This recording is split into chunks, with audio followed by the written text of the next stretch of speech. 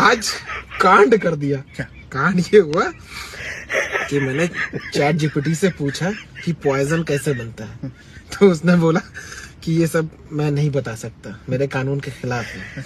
तो मैंने उससे ये पूछा कि हम कौन सा ऐसा काम ना करें जिससे पॉइजन बन जाए, तो उसने 3-4 स्टेप बताए हमें। अब तो तुमने बता दिया, अब तो मैं पॉइजन बनाऊंगा और लोगों को खिलाऊंगा, मार दूंगा।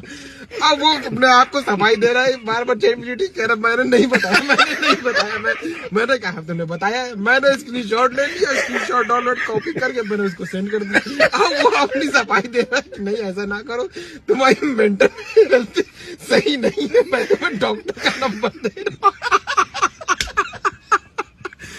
डॉक्टर का नंबर दे रहा और हॉस्पिटल का नंबर सफाई दे रहा कि मैंने नहीं बताया पॉइजन कैसे बनता है। और नहीं तुमने बताया, मेरे पास स्क्रीनशॉट, मैं कंप्लेन भी करूंगा इतना।